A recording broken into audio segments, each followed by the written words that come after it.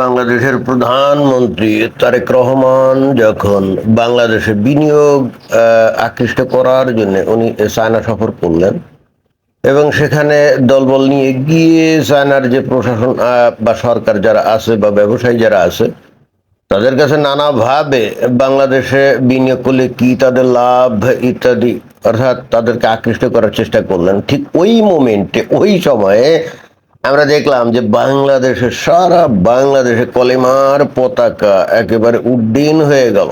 রাস্তাঘাট, bridge, culvert, বাড়ি ঘর, এবং শুধু তাই না, হাজার হাজার লোক একেবারে কালেমার পতাকা, বিশেষ করে আইএস যে পতাকা, ইসলামিক স্টেট, ওই সিরিয়া ইরাকে আবু বকর আল বাগদাদি যে ইসলামিক স্টেট তৈরি করেছিল তার যে পতাকা ছিল ওই যে কালো কাপড়ে কালিমা লেখা, এবং একই সঙ্গে যে হামাসের যে পতাকা তারা যে ব্যবহার করে, এগুলা নিয়ে আমরা দেখলাম যে বাংলাদেশে বিভিন্ন মানে ঢাকা সিটি তো বটেই, বিভিন্ন জেলা শহরেও ব্যাপকভাবে হাজার হাজার লোকের মিছিল আমরা দেখলাম। আর ঠিক তখনই তারেক রহমান কিন্তু চায়নাতে বিভিন্ন শিল্প গোষ্ঠীর সাথে বসে এমনকি ইভেন্চুয়ালি তাদের প্রেসিডেন্ট শি জিনপিং এর সাথে বসে বাংলাদেশে, যেটা আমি শুনলাম যে প্রায় $6 বিলিয়ন একটা বিনিয়োগ আকর্ষণ করার উনি চেষ্টা করছিলেন। ফলাফল নিয়ে বাংলাদেশে যতই ওই সংসদে তাকে ধন্যবাদ দেওয়া হোক আর যতই পত্রপত্রিকা বা বিএনপি লোকজন যতই বলুক যে অমুক অর্জিত হয়ে গেছে, অমুক দিগন্ত খুলে গেছে, তমুক হয়ে গেছে, হ্যাঁ সেটা তো বলবেই, কিন্তু বাস্তবতা হচ্ছে 13-14টা বোধহয় MOU স্বাক্ষরিত হয়েছে, যার মধ্যে বিনিয়োগের তেমন কোনো প্রতিশ্রুতি তো নাই। এমনকি বাংলাদেশ চায়নার জন্য এত লুক্রেটিভ বলে যতই তুলে ধরা হোক না কেন, চায়না কিন্তু বাংলাদেশে ওইভাবে বিনিয়োগ করার জন্য রাজি হয় না, এবং কোনো শিল্প গোষ্ঠী তারাও কিন্তু বলে নাই যে আমরা এই এত বিলিয়ন এত মিলিয়ন নিয়ে গিয়ে হাজির হচ্ছি। যদিও আবার মংলা বন্দর পরিচালনার মতো কি জানি কি উন্নয়ন টুন্নয়নের ব্যাপারে তাদেরকে দেওয়া হয়েছে, এবং কত 110-15-20 একর জায়গা চায়নার জন্য দেওয়া হয়েছে, ইপিজেড করবে সেখানে চায়নার ব্যবসায়ীরা বা চায়নার ফ্যাক্টরি মালিকরা এসে ওখানে ফ্যাক্টরি ট্যাক্টরি করবে। হ্যাঁ, এগুলো সবই আশ্বাস ভরসা, বাট নগদানগদি এগুলো করবে তার মানে কারণ কিন্তু আদৌ নাই। এটা যেমন আগে ভারতকে দিছিল ওই জায়গাটা, তো ভারতও করেনি। কেন করেনি? ভারতও দেখছে যে ওখানে করাটা লাভজনক হবে নাকি কি হবে, রিস্ক হবে কিনা। পৃথিবীর কোন দেশের ব্যবসায়ীরা বা সরকার এত পাগল হয় না এই যে তারা এমন কোন একটা দেশে বিনিয়োগ করবে যেখানে ওই বিনিয়োগের থেকে লাভ তো দূরের কথা, আসল নিয়েই টানাটানি পড়বে। বাংলাদেশের পরিস্থিতি কিন্তু এখন ঠিক সেই রকম। যখন তারেক রহমান সাহেব আপ্রাণ চেষ্টা করছেন যে বাংলাদেশে চাইনিজ বিনিয়োগ আনবেন, তাই না, ওই মোমেন্টে সারা বাংলাদেশে যখন তৌহিদি জনতা ইসলামী খিলাফত প্রতিষ্ঠার জন্য তারা সারা দেশে একেবারে ঝড় তুলে ফেললো ওই কালিমার পতাকা নিয়ে, তো এই খবরগুলো কি চায়নাতে যাচ্ছে না বা তারা দেখছে না? এখন ইন্টারনেটের যুগে, সোশ্যাল মিডিয়ার যুগে বাংলাদেশে কেউ যদি বায়ু ত্যাগ করে তাও তো সারা দুনিয়াতে সেটা সবাই জানে, তাই না? তো এই হলো অবস্থা। চাইনিজ ইনভেস্টররা বা ম্যানুফ্যাকচারিং কোম্পানির মালিকরা এত পাগল হয় নাই যে তারা ধর্মীয়ভাবে উন্মত্ত একটা জাতিগোষ্ঠীর এখানে এসে তারা বিনিয়োগ করতে যাবে না। তারা যে টাকা পয়সা আয় উপার্জন করছে অনেক কষ্টে উপার্জন করছে। তারা ওই কোনো আলিবাবার আলাদিনের আশ্চর্য চেরাক পায় না, এই যে ওই ঘষা দিলে কোনো দৈত্য এসে তাদের টাকা পয়সা দিয়ে গেছে, ধন দৌলত দিয়ে গেছে, তাই না? তারা কিন্তু মানে দশকের পর দশক ধরে চায়নার লোকজনরা অনেক কষ্ট কাজ করেই কিন্তু আজকের এই অবস্থায় আসছে। বিষয়টা এরকম না যে রাতারাতি এটা হয়ে গেছে। ধরেন যে 80-র দশকেও কিন্তু বাংলাদেশের যে অর্থনৈতিক অবস্থা বা ভারতের যে অর্থনৈতিক অবস্থা ছিল, এইটার সাথে চায়নার অর্থনৈতিক অবস্থার তেমন কিন্তু কোনো পরিবর্তন ছিল না। তখন চায়না ছিল নিতান্তই দরিদ্র একটা দেশ, তাই না? তো 90-এর দশকের একেবারে গোড়ায় ওই সেখানে ইয়ে ছিল দেউশি দেউ দেং কি জানি নামটা ভুলে গেলাম, দেং কি জানি এরকম। তো সে তো ওই জায়গায় মুক্তবাজার অর্থনীতির ইয়ে করলো, মানে সিস্টেম চালু করলো, এবং যেহেতু চায়না একটা কমিউনিস্ট দেশ, অতএব সেখানে কিন্তু ব্যক্তি মালিকানা আগে সম্পদ অথবা জমি এগুলো ফ্যাক্টরি এগুলো থাকতো না, সবই কিন্তু সরকারি সিস্টেমে চলতো। কিন্তু এটাতে তো সোভিয়েত ইউনিয়নের পতন যখন ত্বরান্বিত হচ্ছিল, ঠিক তখনই চায়না উপলব্ধি করলো যে ওইখান থেকে সরে আসতে হবে। মানুষকে যদি ব্যক্তিগত সম্পদ অর্জনের সুযোগ না দেওয়া হয়, তাহলে তারা অর্থনৈতিক কর্মকাণ্ড করবে না। দেং শিয়াওপিং, হ্যাঁ এখন মনে পড়ছে, তো ওর পর থেকে কিন্তু চায়নার উল্লম্ফন শুরু হয়, এবং আজকে তো পরাশক্তি হওয়ার পথে, তাই না? অর্থাৎ তাদেরকে কিন্তু অনেক কষ্ট, ক্লেশ এগুলো করতে হয়েছে। এবং এটা তো অবশ্যই নিশ্চিতভাবে বলা যায় যে চায়নার লোকজন যদি মনে করেন যে ধর্মান্ধ হতো, ধর্মোন্মাদ হতো, তাহলে কি তার আজকের এই অবস্থায় আসতে পারতো? মোটেও না। তো যাই হোক, যেটা আমি বলছিলাম যে তারেক রহমান কিভাবে আশা করেন যে উনি চাইনিজদের আকৃষ্ট করবেন বাংলাদেশে ইনভেস্ট করার জন্য, অথচ বাংলাদেশে ইসলামী খিলাফত বা ইসলামী শরিয়া শাসন, তালিবানি স্টাইল আইএস প্রতিষ্ঠার জন্য সারা বাংলাদেশের তৌহিদি জনতা রাস্তায় দাবড়ে বেড়াচ্ছে, উনি তাদের ব্যাপারে কোনো কিছু করবেন না। আবার আশা করবেন যে বাংলাদেশে চায়না এসে বিলিয়ন বিলিয়ন ডলার বিনিয়োগ করবে, মানে এটা কি আকাশ কুসুম কল্পনা না? বাংলাদেশের এই তৌহিদি জনতা কখন বিপ্লব করে কখন ক্ষমতায় চলে আসে তার কিন্তু কোনো ঠিক নেই। এবং ইন্টারেস্টিং ব্যাপার হলো এই যে কালেমার পতাকা, দেখবেন যে বাংলাদেশের একটা লোক এটার বিরোধিতা করবে না। এরা জানছে যে হ্যাঁ, এটা ওই আইএস অথবা বোকো হারাম, আল কায়দা, যাদেরকে আন্তর্জাতিকভাবে সন্ত্রাসী গোষ্ঠী হিসেবে চিহ্নিত করা হয়, সন্ত্রাসী গোষ্ঠী হিসেবে চিহ্নিত করা হয়, বাট সেই সন্ত্রাসী গোষ্ঠীরই পতাকা বাংলাদেশে যখন ওই তৌহিদি জনতার নামে বা ব্যানারে এখানে টাঙ্গানো হচ্ছে, তখন তাদেরকে যদি সাংবাদিকরা এমনকি পুলিশরাও যদি প্রশ্ন করে যে আপনারা এগুলো করছেন কেন, এগুলো তো জঙ্গিদের পতাকা, তখন তারাই বলবে এগুলো কিসের জঙ্গিদের পতাকা, আপনি মুসলমান না?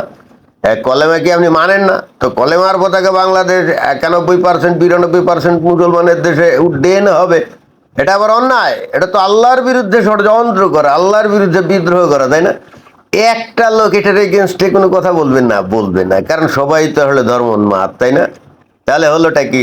জিতে গেল কারা? তৌহিদি জনতা। এবং তারা কিন্তু কালেমার পতাকা তুলেই ক্ষান্ত হবে না, তারা তো মহড়া দিচ্ছে। বস্তুত এই কালেমার পতাকা প্রতিনিয়ত তুলে তুলে কি হচ্ছে, এই ঘটনাটা মানুষের চোখের সামনে সইয়ে ফেলছে, তাই না? যাতে সাধারণ মানুষ অভ্যস্ত হয়, ভয় না পায়। এবং অলরেডি কিন্তু দেশের মানুষ ভয় পাচ্ছে না, অলরেডি এটার সাথে সহ্য হয়ে গেছে। এবং এই যে ভয় যাতে না পায়, এই পরিস্থিতি কেন তৈরি করছে? কারণ এরপরে যখন ইসলামী বিপ্লবের ডাক দিবে, তখন যেন পাবলিক, হ্যাঁ, যারা তাতে সাড়া দিবে তো দিবে, কিন্তু কেউ যেন তার প্রতি মানে বিরুদ্ধে না দাঁড়ায়। বাংলা 91-92% মুমিন মুসলমানের দেশ, সেখানে ইসলামী শাসন কায়েম হবে, এটাই তো স্বাভাবিক, তাই না? ইসলামের দাবি কি গণতন্ত্র নাকি ধর্মনিরপেক্ষতা নাকি? জি না, ইসলাম তো গণতন্ত্রকে কি হারাম বলে, তাই না? সো ঘটনা যা ঘটার তা ঘটেই যাচ্ছে বা যাবে। এখানে এই যে দেখেন, তৌহিদি জনতা প্রকাশ্য দিবালোকে বাংলাদেশের পতাকার উপরে কিন্তু এই যে এই ইসলামী পতাকা টাঙ্গিয়ে দিচ্ছে, মানে কালেমার পতাকা টাঙ্গিয়ে দিচ্ছে।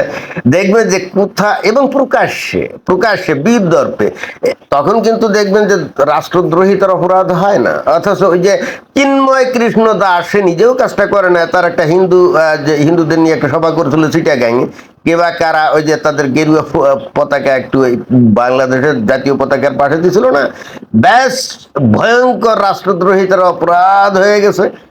এখন তাকে প্রায় 1.5 বছর ধরে এই জেলের ঘানিটা আনতে হচ্ছে, তাই না? কোনোভাবেই জামিন হচ্ছে না, এত ভয়ঙ্কর দেশদ্রোহিতা করছে। বাংলাদেশ তছনছ করে দিবে চিন্ময় কৃষ্ণ দাসকে যদি ছেড়ে দেওয়া হয়। বাট আস্তে আস্তে দেশটা কিন্তু কাদের দখলে যাচ্ছে। এবং এইখানে দেখেন যে সরকারের তরফ থেকে কোনো রকম কোনো নেই, বরং উল্টে আমরা দেখলাম আমাদের বাংলাদেশের সেনাবাহিনী প্রধান, উনি রিসেন্টলি হজে গেছিলেন, এসে দেখি যে উনিও ওই মুমিন মুসলমানের মতো সুন্দর সুন্নতি দাড়ি রাখা শুরু করছেন। এবং কেন জানি মনে হচ্ছে উনি এসব মানে দুনিয়াভি সমস্ত কিছু ত্যাগ ট্যাগ করে আস্তে আস্তে উনি ইসলামিক হয়ে যাচ্ছেন। এবং যে উদ্দেশ্য যে 24 সালে বাংলাদেশে এই যে পট পরিবর্তন করা হয়েছে না, আস্তে আস্তে সেদিকে যাচ্ছে। এবং আমরাও সেটা চাই যে হ্যাঁ, 91-92% মুসলমানের দেশে মানুষ ইসলামী শাসন কায়েম করবে। তারা ইহুদিনা, যারা কাফেরদের তাগুদি বিধান মানবে না। ওইগুলো মানলে পরে ভাই বেহেশতে যাওয়া যাবে না, 72 হুর পাওয়া যাবে না, জাহান্নামের আগুনে পুড়তে হবে। এই জগৎ 2 দিন, নবীর বক্তব্য। এই জগতের মূল্য ওই যে মরা ছাগলের বাচ্চার মূল্য একজন মানুষের কাছে যতটুক, আল্লাহর কাছে ততটুকুও না। তো এই 2 দিনের জগতে এত শান শওকত, অর্থনৈতিক উন্নতি, দেশের উন্নতি, সমাজের উন্নতি দরকার কি? আল্লাহ বিল্লাহ করতে হবে, জিহাদ করতে হবে, দেশে ইসলামী শাসন কায়েম করতে হবে।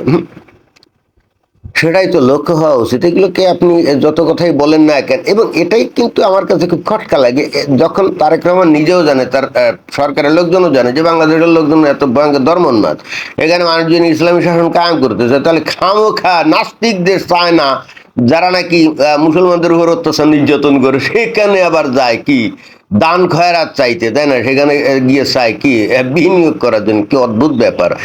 চাইনিজরা কি পাগল? চাইনিজরা কি উন্মাদ হয়ে গেছে যে বাংলাদেশের পরিস্থিতি দেখছে না? হ্যাঁ, বাংলাদেশের ভৌগোলিক অবস্থান হিসেবে হয়তো একটা লুক্রেটিভ দেশ হতেই পারে, কিন্তু তাই বলে সেই দেশে কারা বসবাস করে এবং তারা বাংলাদেশে কি করতে চায় সেইটাকে উপেক্ষা করে বিলিয়ন বিলিয়ন ডলার নিয়ে চাইনিজ কোম্পানিগুলো, চাইনিজ সরকার হাজির হয়ে যাবে, এত পাগল তো তারা না, এত পাগল তো তারা না। এই যে আমেরিকা যে কায়দা করে যে জুলাই ওই যে 24 সালে আন্দোলনে, মানে তাদের পিছনে, আন্দোলনের পিছনে তাদের যে হাতটা ছিল, তা এরপরে বাংলাদেশের মানুষজন যে কি এইগুলো এরা জানে না? জানে, অনেক ক্ষেত্রে এরাই হয়তো এদেরকে উস্কায়া দেয়, তাই না? কিন্তু আমেরিকা কি বাংলাদেশে কখনো ওই রকম বিনিয়োগ করার জন্য আসে? জি না, কোনোদিনও আসবে না, আসার কথাও না। বরং যতদিন পারে ওই বাংলাদেশ থেকে কিছু পণ্য, গার্মেন্টস পণ্য টণ্য এইগুলো আমদানি করে, এবং সেটাও আস্তে আস্তে কমিয়ে দেবে, আস্তে আস্তে কমিয়ে দেবে। এখন তারা করিডোর চাইছিল, এটা ওটা না কিছু চাইছিল, তাই না? যদি কিছু পায় ভালো কথা, কিছু দিবে, দান সৎকার করবে পাকিস্তানের মতো, ওই পর্যন্তই। কিন্তু তারাও ভালো করেই জানে যে বাংলাদেশের মানুষ কি চিজ, আর বাংলাদেশের মানুষকে কিভাবে ব্যবহার করা যায় ভালো করে, সেটাও তারা জানে, এবং সেটা ধর্ম, তাই না? এবং সেটা তারা সুন্দর করে ব্যবহার করছে, যেটা নাকি তারা ব্যবহার করছিল ওই যে আফগানিস্তানে, ওই সোভিয়েত ইউনিয়ন যখন সেখানে দখল নিয়েছিল, তাই না? মুজাহিদিন গঠন করছিল না, আর এখন পাকিস্তানে করছে, তাই না? বাংলাদেশে শুরু হয়ে গেছে। যাই হোক, এখানে যে যত কথাই বলেন না কেন, বাংলাদেশের মানুষ যতদিন উদার ধর্ম নিরপেক্ষ না হবে, ততদিন বাংলাদেশের কোনো আর ভবিষ্যৎ নাই। এবং আমার কাছে মনে হয় যে বাংলাদেশের পরিস্থিতি আফগানিস্তানের থেকেও খারাপ হতে যাচ্ছে, কারণ আফগানিস্তানের থেকে বাংলাদেশের অল্প জায়গার লোক অনেক বেশি না। আফগানিস্তান অনেক বড় দেশ, এই তুলনায় লোকজন তো কম, কিন্তু বাংলাদেশ আফগানিস্তানের 10 ভাগের 1 ভাগ একটা দেশ হওয়ার পরেও সেখানকার 10 গুণ লোক বেশি। তো বাংলাদেশের পরিস্থিতি আরো খারাপ হবে না? বাংলাদেশে তো কোনো সম্পদই নেই। একজন আমাকে বলছিল বাংলাদেশের সম্পদ হলো জনগোষ্ঠী। আরে ভাই, জনগোষ্ঠী কখন সম্পদ হয়? যখন তাদের শিক্ষা দীক্ষা বা বিভিন্ন ক্ষেত্রে তাদের দক্ষতা থাকে, তখন তাদেরকে জনশক্তি বলা যায়, তাই না?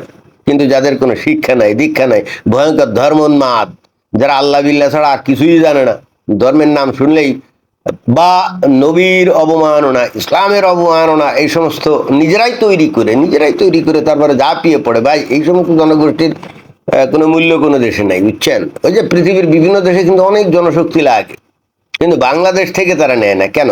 এটা কি বোঝেন? জান না, বাংলাদেশে ওই যে পশ্চিমা দেশগুলা যে ভিসা টিসা দেন, দরখাস্ত দিয়ে দেখেন তো ভিসা দেয় নাকি? শতকরা 2-1 জনকেও এখন ভিসা দেয় না, কারণ তারা জানে যে বাংলাদেশ আসলে কি জিনিস। ধন্যবাদ।